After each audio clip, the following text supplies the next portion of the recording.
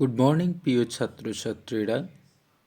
আজ আমরা মাধ্যমিক এবিটিএ টেস্ট পেপার 2025-26 ভূগোলের 3টি পেজ নিয়ে আলোচনা করব। পেজ নাম্বার 120, 155 এবং 184।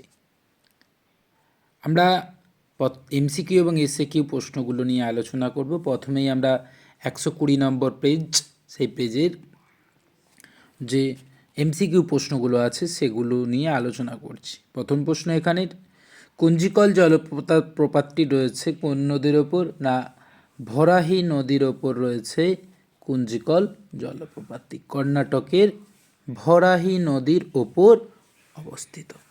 দ্বিতীয় প্রশ্ন বলছে 2 নম্বর প্রশ্ন, একাধিক বারখান পরস্পরের সঙ্গে যুক্ত হয়ে তৈরি হয়েছে। এর সঠিক উত্তর হবে একলে। এর সঠিক উত্তর হবে অপশন খ, একলে। এরপর 3 নম্বর প্রশ্ন, ইনসোলেশনে তাপের পরিমাণ সবচেয়ে বেশি পড়ে। এর সঠিক উত্তর হবে অপশন খ, ক্রান্তীয় অঞ্চলে। 4 নম্বর প্রশ্ন, ফ্রান্সের রোন উপত্যকায় প্রবাহিত শীতল স্থানীয় বায়ুর নাম কি? এর সঠিক উত্তর হবে অপশন ঘ, মিস্ট্রাল। এরপর মোজাম্বিক ও মাদাগাস্কার স্রোতের মিলিত প্রবাহ কি নামে পরিচিত? না, এর সঠিক উত্তর হবে অপশন ক, আগুলহাস স্রোত। এরপর 6 নম্বর প্রশ্ন, উল্কাপিণ্ড ফুরে ছাই হয়ে যায় বায়ুমণ্ডলের কোন স্তরে? এর সঠিক উত্তর হবে অপশন খ, মেসোস্ফিয়ার স্তরে। এর পরের প্রশ্ন 7 নম্বর প্রশ্ন, ল্যান্ডফিল থেকে উৎপন্ন একটি গ্যাস, এটা সকলেই জানা, ল্যান্ডফিল থেকে উৎপন্ন একটি গ্যাস। এর সঠিক উত্তর অপশন ঘ, মিথেন। তারপর 8 নম্বর প্রশ্ন, ভারতে হিমালয়ের সর্বোচ্চ শৃঙ্গ, আমরা জানি ভারতবর্ষের সর্বোচ্চ শৃঙ্গ K2, কিন্তু সেটা সম্পূর্ণভাবে ভারতে অবস্থিত নয়। ভারতে অবস্থিত হিমালয়ের সর্বোচ্চ শৃঙ্গ অপশন ঘ, কাঞ্চনজঙ্ঘা। ভারতের একটি লবণাক্ত জলের হ্রদ, এর সঠিক উত্তর হবে অপশন গ, প্যাংগং হ্রদ। তারপর 10 নম্বর প্রশ্ন, ভারতের উচ্চতম স্থান কোনটি? ভারতের উত্তরতম স্থান কোনটি? ভারতের উত্তরতম স্থান হচ্ছে অপশন ঘ, ইন্দিরাকল।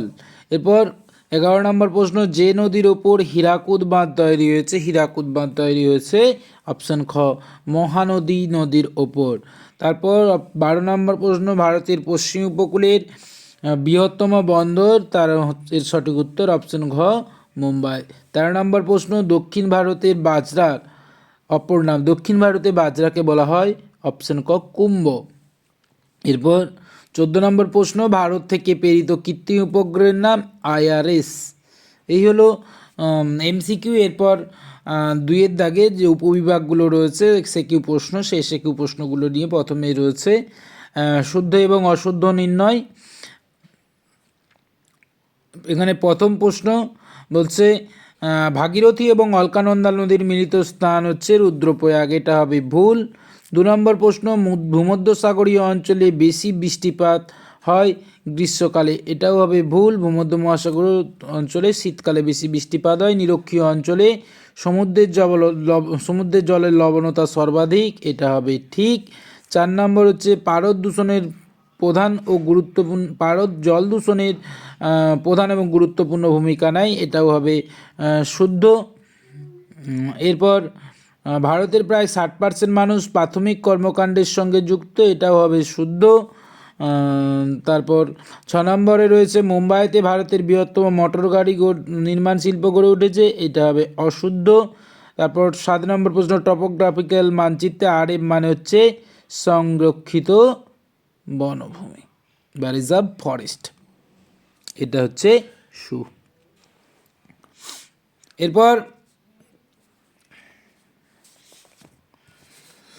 শূন্যস্থান পূরণ, এখানের প্রশ্নগুলোর উত্তর আমি করে দেওয়ার চেষ্টা করেছি। এখানের প্রথম প্রশ্ন যেটা বলছে the land of the fjord বলা হয় কাকে? না, ল্যান্ড অফ দ্য ফিয়র্ড বলা হয়, আমি এখানে করে দিয়েছি, ল্যান্ড অফ ফিয়র্ড বলা হয় নরওয়েকে। 2 নম্বর প্রশ্ন, শীতকালে জলীয় বাষ্প ঘনীভূত হয়ে ধূলিকণার সঙ্গে মিশে কি তৈরি করে? এটা হচ্ছে 2 নম্বর প্রশ্নের উত্তর হচ্ছে ধোঁয়াশা। 3 নম্বর প্রশ্ন, মৌসুমী স্রোত কোন ড্যাশ মহাসাগরে দেখা যায়? এটা হবে ভারত মহাসাগরে। 4 নম্বর প্রশ্ন, বায়ুতে ভাসমান অতি সূক্ষ্ম কণাকে কি বলে? এর সঠিক উত্তর হবে অ্যারোসল। এরপর 5 নম্বর প্রশ্ন, 5 নম্বর প্রশ্নে বলছে বরদৈছিলা ড্যাশ ঋতুতে দেখা যায়? এর সঠিক উত্তর হবে গ্রীষ্ম ঋতুতে। তারপর 6 নম্বর প্রশ্ন, আলোক তরঙ্গ দৈর্ঘ্য পরিমাপের একক কি? এইটার সঠিক উত্তর হবে ন্যানোমিটার। এরপর 7 নম্বর প্রশ্ন, 7 নম্বর প্রশ্ন হচ্ছে ড্যাশ রাজ্যে ভারতের বৃহত্তম লৌহ ইস্পাত শিল্প কেন্দ্রটি গড়ে উঠেছে? এর সঠিক উত্তর হবে ছত্তিশগড়। এরপর এক কথায় উত্তর 2.3.1 বলছে শিব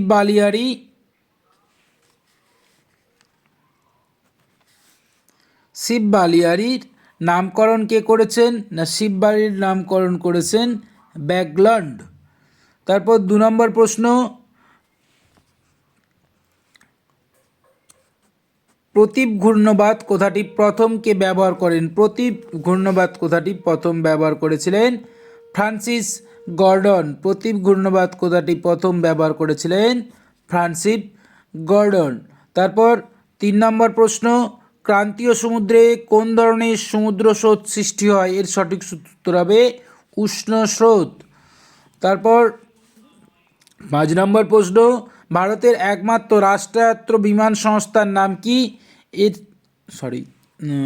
ক নম্বর প্রশ্ন ছিল? আচ্ছা, এর আগে এখানে আমরা ক নম্বর প্রশ্নটা, 4 নম্বর প্রশ্নটা ছেড়ে গেছি। ফ্লাই অ্যাশ কি? ফ্লাই অ্যাশ লিখবে, ফ্লাই অ্যাশ হচ্ছে তাপবিদ্যুৎ কেন্দ্র থেকে নির্গত উড়ন্ত ছাই। ফ্লাই অ্যাশ কি লিখবে? তাপবিদ্যুৎ কেন্দ্রের উড়ন্ত ছাই বা তাপবিদ্যুৎ কেন্দ্র থেকে নির্গত উড়ন্ত ছাইকে আমরা বলবো ফ্লাই অ্যাশ। পরের প্রশ্ন, ভারতের একমাত্র রাষ্ট্রায়ত্ত বিমান সংস্থার নাম কি? এর উত্তর হবে এয়ার ইন্ডিয়া। 6 নম্বর প্রশ্ন, গাঙ্গেয় সমভূমির পশ্চিম দিকের ছোট বালিয়াড়িকে কি বলে? এর সঠিক উত্তর হবে ভুর। এর সঠিক উত্তর হবে ভুর। তারপর 7 নম্বর প্রশ্ন, কোন বায়ুপ্রবাহ দ্য ডক্টর উইন্ড নামে পরিচিত? হারমাট্টাম বায়ু। এরপর আমরা যে স্তম্ভ মেলাও বাম দিক এবং ডান দিক সেটাতে চলে যাব। এখানে প্রথমেই বলছে চিকমাগালুর হচ্ছে কফি গবেষণা কেন্দ্র। তারপরে 2 নম্বরে আছে মালনাদ হচ্ছে পাহাড়ি অঞ্চল। 3 নম্বরে আছে দিল্লি হচ্ছে ইক্ষু গবেষণা কেন্দ্র। লখনৌ হচ্ছে সেল। চিকমাগালুর হচ্ছে কফি, মালনাদ হচ্ছে পাহাড়ি অঞ্চল, দিল্লি হচ্ছে ইক্ষু গবেষণাগার, আর লখনৌ হচ্ছে সেল। এরপর আমরা ভূগোলের 4 নম্বর পেজ 155 পেজ নিয়ে আলোচনা করছি। এখানে প্রথম প্রশ্ন হচ্ছে যে প্রক্রিয়ায় ভূমির উচ্চতা হ্রাস পায় তাকে কি বলে? তাকে সঠিক উত্তর হবে অপশন ঘ অবরোহণ। 2 নম্বর প্রশ্ন, সদ্য পতিত হালকা পেজা তুলোর মতো আলগা তুষারকে কি বলে? এর সঠিক উত্তর হবে অপশন ক নেভে।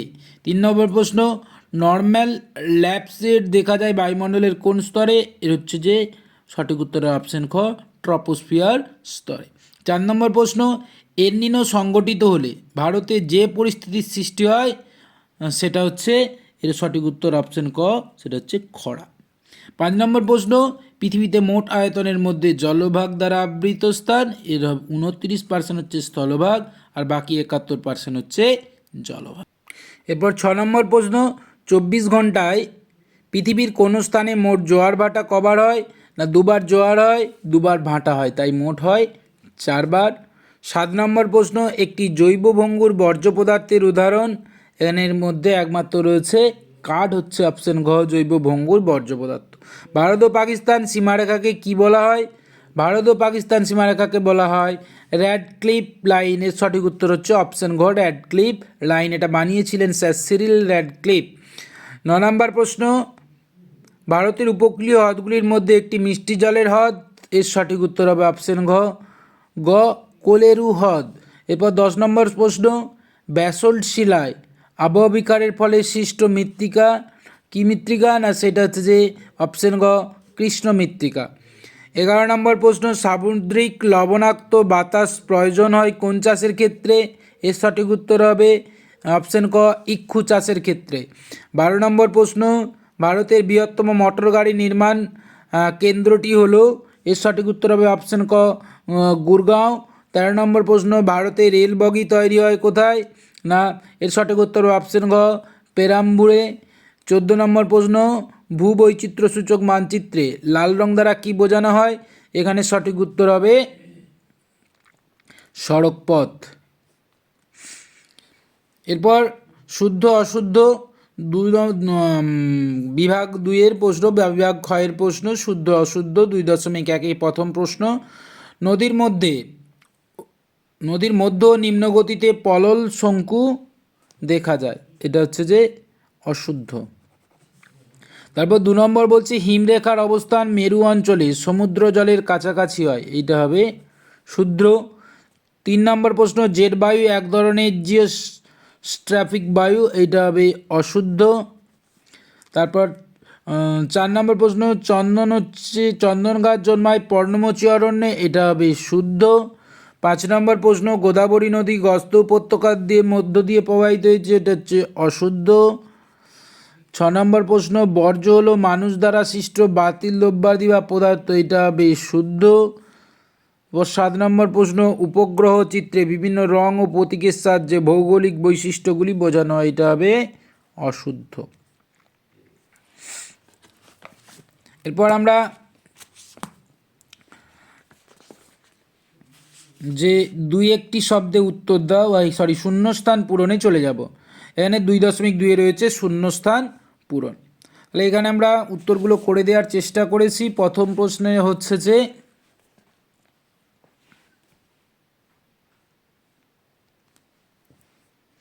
এখানে প্রথম প্রশ্ন, কুঞ্জিকল জলপ্রপাতটি ড্যাশ নদীতে অবস্থিত? এর সঠিক উত্তর হবে বরাহী নদীতে। তাহলে 1 নম্বর প্রশ্ন, কুঞ্জিকল জলপ্রপাতটি বরাহী নদীতে অবস্থিত। 2 নম্বর প্রশ্ন কি রয়েছে? প্রাকৃতিক সৌরপর্দা বলা হয় কোন স্তরকে? প্রাকৃতিক সৌরপর্দা বলা হয় ওজোন স্তরকে। 3 নম্বর প্রশ্ন, শিশির জমে বরফে পরিণত হলে তাকে কি বলে? সঠিক উত্তর হচ্ছে একে বলে তুহিন। 4 নম্বর প্রশ্ন, শীতল ড্যাশ স্রোতের প্রভাবে নিউফাউন্ডল্যান্ড অঞ্চলে শীতকালে তুষারপাত হয়, এটা হবে শীতল ল্যাব্রাডোর স্রোতের প্রভাবে এটা হয়। তারপর বৈদ্যুতিক বর্জ্যকে সংক্ষেপে কি বলে? সংক্ষেপে বলে ই বর্জ্য বা ই ওয়েস্ট। তারপর শিল্পের শিল্প বলা হয় ড্যাশ শিল্পকে? শিল্পের শিল্প বলা হয় মোটর গাড়ি নির্মাণ শিল্পকে। তারপরের প্রশ্ন, ভারতের মূলধনের শহর বলা হয় কাকে? মূলধনের শহর বলা হয় মুম্বাই শহরকে। এরপর 2.3 কি রয়েছে? না 2-1টি শব্দে উত্তর দাও। প্রথমের প্রশ্ন হচ্ছে রাজস্থানের বায়ু অপসারণ প্রক্রিয়ায় সৃষ্ট হ্রদগুলিকে কি বলে? এর সঠিক উত্তর হবে ধান্দ। 2 নম্বর প্রশ্ন, বায়ুর চাপ মাপার একক কি? এর সঠিক উত্তর হবে মিলিবার। 3 নম্বর প্রশ্ন, মেরু সাগরে কোন ধরনের সমুদ্র স্রোত সৃষ্টি হয়েছে? এর সঠিক উত্তর হবে শীতল স্রোত। 4 নম্বর প্রশ্ন, কচ্ছের রণে পতিত হয়েছে একটি নদীর নাম লেখো। এর সঠিক উত্তর হবে লুনি নদী। ভারতের অন্তর্বাহিনী নদী লুনি কচ্ছের রণে পতিত হয়েছে। 3.5 রয়েছে, ভারতের কোন উপকূলে বছরে 2বার বৃষ্টিপাত হয়? এর সঠিক উত্তর হবে করমণ্ডল উপকূলে। তারপর 6 প্রশ্ন, ভারতের কোন প্রকৃতির অরণ্য সবচেয়ে বেশি দেখা যায়? এর সঠিক উত্তর হবে শুষ্ক পর্ণমোচী অরণ্য।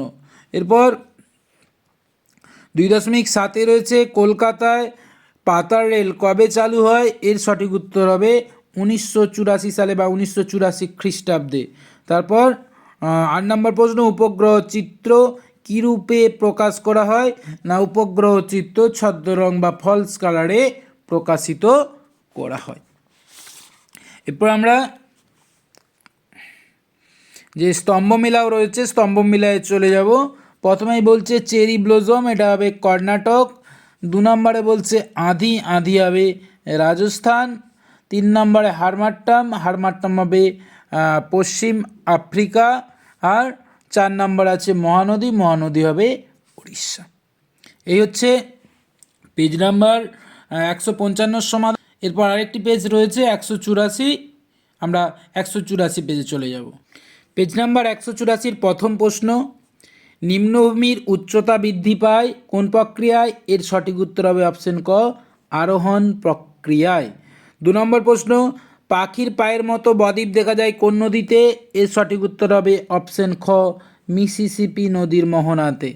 3 নম্বর প্রশ্ন, কার্যকারী সৌরশক্তির পরিমাণ, আমরা এটা জানি 64, কিন্তু এখানে যেহেতু 65 আছে তাই এখানটায় আমরা 65% দেবো, বা এটা আমরা যাই হোক এখানে যেহেতু 34% দিয়েছে তাই আমরা এটা 65 করব না, এটা আমরা করব অপশন ঘ, কোনোটি নয়। যেহেতু অপশনে রয়েছে আমাদের কাছে কোনোটি নয়, তাই আমরা এখানে কোনোটি নয় করব। যদি এখানে অন্য কোনো অপশন থাকতো তাহলে আমরা করতাম 65%। যাই হোক, 4 নম্বর প্রশ্ন, এল নিনোর প্রভাব দেখা যায় কোন মহাসাগরে?